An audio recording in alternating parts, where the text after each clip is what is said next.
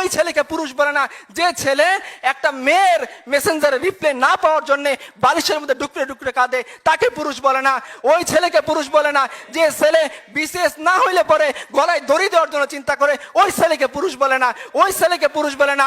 যে জওয়ানির মধ্যে জওয়ানি মিটানোর জন্য রাস্তায় রাস্তায় দাঁড়িয়ে মেয়েদের সাথে ইফটিজিং করে ওকে পুরুষ বলে না। আর বেটা তুমি যদি পুরুষ হও 4টা বিয়ে করো, মজমাস্তি করো বউয়ের সাথে, কবিতা লেখো বউয়ের সাথে, পারলে দায়িত্ব নাও, নিয়ে দেখাও তোমার পুরুষত্বের পরিচয় কতখানি। পারলে দিনের দায়িত্ব নাও, নিয়ে দেখাও তোমার পুরুষত্বের পরিচয় কতখানি। পারলে উম্মার দায়িত্ব নাও, খালিদ ওয়ালিদ হও, আমরা তোমার ইমামতি মেনে নিব, দেখি তোমার পুরুষত্বের দায়িত্ব কতখানি। আর যদি না হয় তাহলে তোমার এই পুরুষত্বের প্যান পানি বন্ধ করো।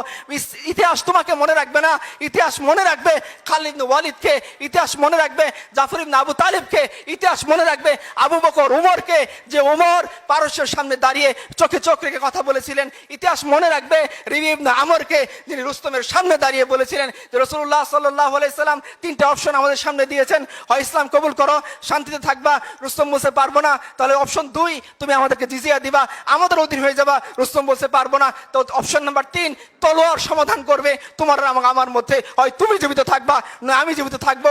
যদি এরকম হয় দেখি কে জো বাইডেনের সামনে দাঁড়িয়ে এরকম সাহসিকতাপূর্ণ উক্তি করতে পারেন, তবেই আপনারা বললেন যে আপনাদের উম্মারা পুরুষ। আমরা আমাদের উম্মার কথা বলতেছি, যারা জো বাইডেনের চেয়েও ক্ষমতাশীল দাপটশালী সভ্যতার সামনে দাঁড়িয়ে বলেছিলেন তলোয়ার তোমার এবং আমার মধ্যে সমাধান করবে। যদি এরকম না হয় তাহলে তোমরা অন্য কোনো পুরুষের উদাহরণ আমাদের কাছে এনো না।